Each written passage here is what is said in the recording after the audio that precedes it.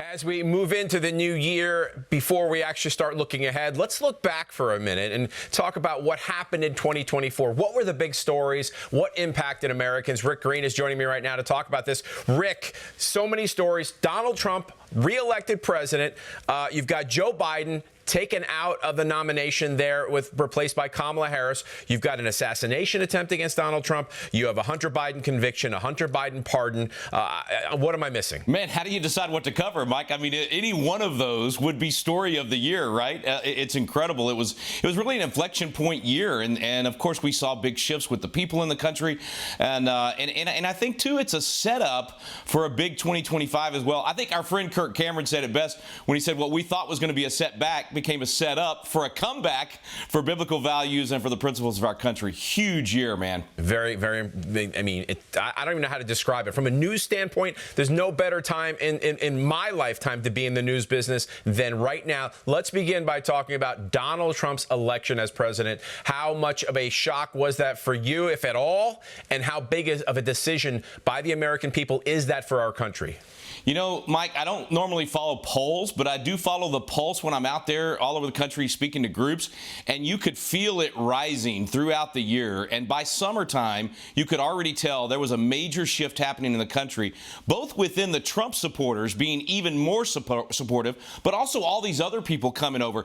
And then when the assassination attempt happened, that was a major game changer in people's attitude. Of course, we've heard Elon Musk talk about that being the moment for him where he saw courage under fire. He saw what someone did when they were under stress, and it caused him to go all in for Trump. So it was definitely a turning point moment. But I think the victory of Donald Trump, we saw it coming by summer. What we wondered was whether or not it would play out with the election integrity. And, of course, we had the huge victory for Donald Trump on election night that I think surprised a lot of people in the media for sure, but we could definitely see it coming. Okay, and before we talk about the Hunter Biden conviction and pardon, let's go back for a second and talk about the Donald Trump conviction. Yep. That was kind of a big deal. You know, we said this here on Victory News several times, that every time they indicted him, every time they had a hearing, it was like a campaign rally. Because what it did was it screamed to the whole country, our justice system is broken. If they can do this to him, they can do this to you. And I think it rallied a lot of people to Donald Trump that wouldn't have otherwise gone. And, of course, the convictions over these ridiculous charges, these patched together things, ignoring the statute of limitations. I mean, it was such a farce, and it was such an insult to the Constitution and to the history of our country, having the best justice system in the world, that too was a big game changer. It's like we said at the beginning. I mean, how do you pick which one of these things was the biggest? But I think it ended up playing to Donald Trump's favor. And now let's talk about Hunter Biden. Obviously, he got convicted, gun, tax charges, things like that. But before he got sentenced, he got a pardon. But he didn't get any pardon, Rick. He got an almost 11-year pardon. What is the deal with that? Man, there's so much underneath there. We'll probably not even find out until the administration changes on January 20th. But I do think, again, some silver lining here, even though this was something that probably should not have happened. I think it's a setup, again, for a real comeback for our justice system, because this gives Donald Trump the opportunity to pardon the J6ers. It gives us an opportunity to truly see that too often our justice system favors those who are in power. And so it gives us a chance to right the ship, to once again get back to blind equal justice, because it was so glaring. You've seen it. You've reported on it. Even CNN and all these leftist reporters, even a lot of Democrats have come out and said this was wrong. Joe Biden lied to the American people about what he was going to do. So it just really sets back the Marxist and the left, which again is good for the country. All right, let's take a look forward into 2025. What are you looking for the most from what you know that's scheduled so far? Is it January 20 with Donald Trump's inauguration? Is it his first 100 days? Is it anything else? What's on the radar for you? This may be the most prepared administration that we've ever seen come into office. It's part of why I think it could be the most transformational presidency. All the groundwork is being laid now, has been laid over the last few weeks, and will continue to be laid over these last 3 weeks before the inauguration. The team that's coming in is absolutely stellar. The people that he's bringing in are not, these are people that have incredible experience. They're ready. The executive orders, which are constitutional, by the way, the ones that they're preparing, the team that they're going to bring in, it's incredible. So, Mike, I think they're going to move incredibly fast.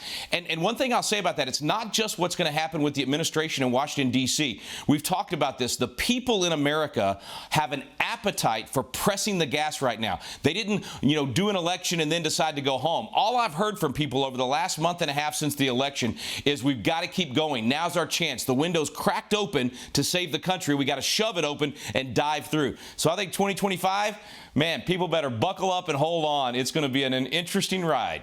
Great way of looking at it. Rick Green, thanks for your time. Matt, can you compare 2024 to past years? Would you call it a monumental year for or just average involving religious liberty cases?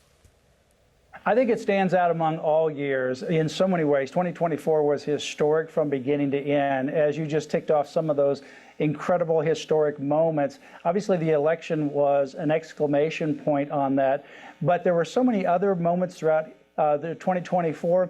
I think what 2024 has done is it has prepared the American people for even a better year in 2025 as we're moving into a new administration with President Donald Trump at the helm.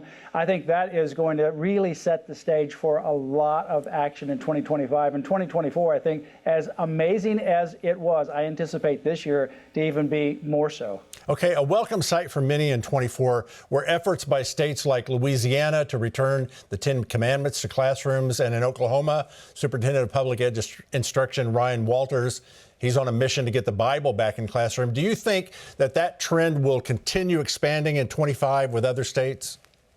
Oh, I do. In fact, this really began in June of 2022, 2 years before that, when the United States Supreme Court, in a case that I argued, and then also the Coach Kennedy case, the Shurtleff case and the Kennedy case, combined together to overturn the 1971 so-called Lemon test, Lemon versus Kurtzman.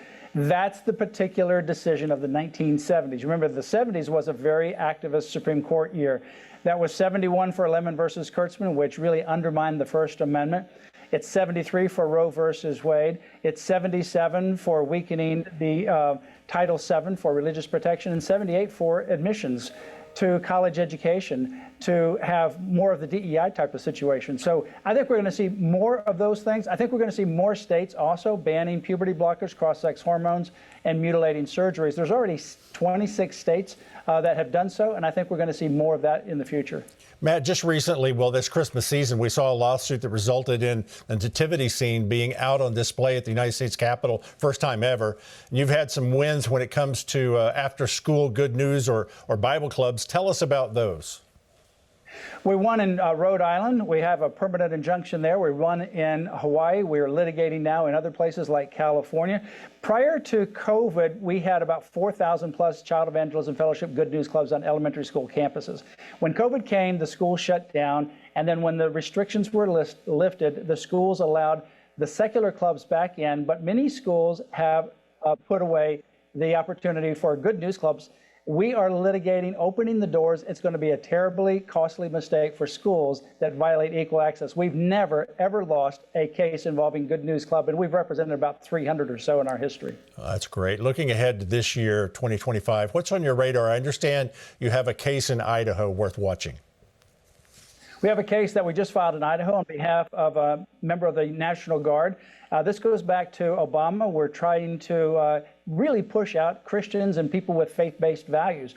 And that's what they did here. It's the so-called no Christian commanders policy. We intend to dismantle that. We just filed a lawsuit against the National Guard and the Department of the Secretary of Defense. So we are planning to make sure that the military is a safe place for Christians again. Oh, that's great. 2024 was a year of many answered prayers and even miracles. But as we enter into the newness of 2025, Chief Correspondent Fior Hernandez reminds us to remain vigilant because the work has only just begun.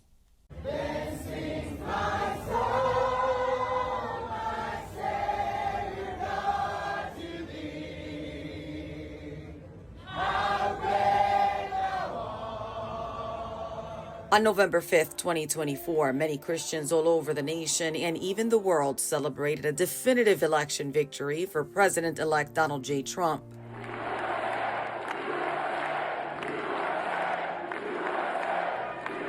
Look what happened. Is this crazy? I did not expect the election to be called that night. A second term for the former president, just as had been prophesied. God has plans and purposes, and they don't neatly go along with everybody's ideas, certainly not the secular community and even a lot of Christians. He's a blessed man. God has put him in leadership, I believe, because he is brave, he is extraordinary. Once the leftists, deep state, and globalists were back in power, false charges, fake trials, rigged juries, propaganda, and assassination attempts.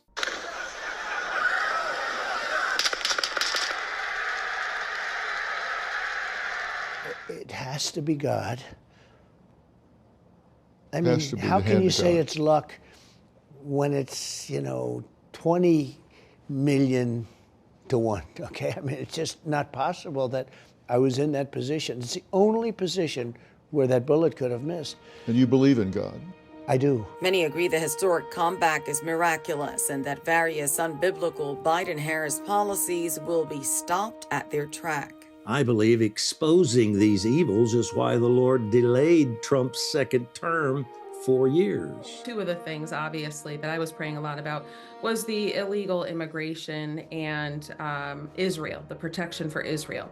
And with the illegal immigration, my biggest concern is the missing children. It's about saving lives. Bottom line, it's about saving lives.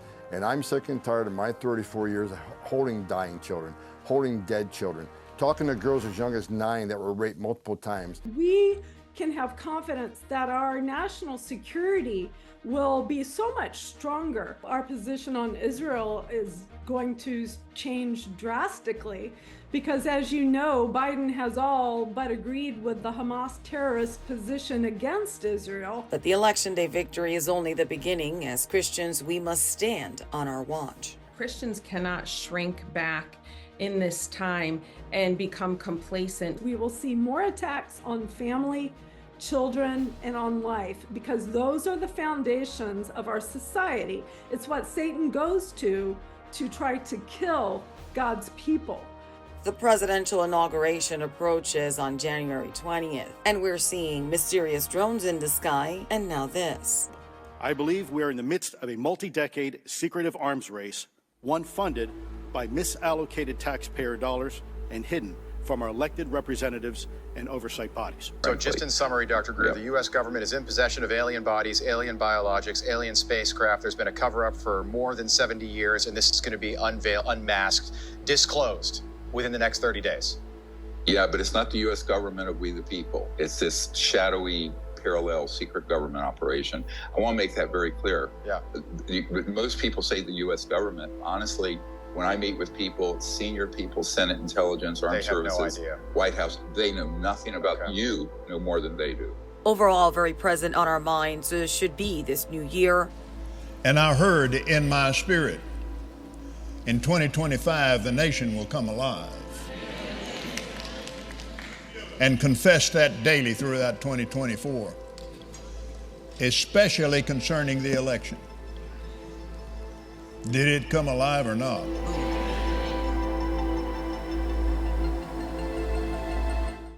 May your prayer life prosper in this new year over this nation, the world, and most importantly, your family. Greg? Thank you, Tim. 2024 has been an amazing year in the United States, both politically and spiritually.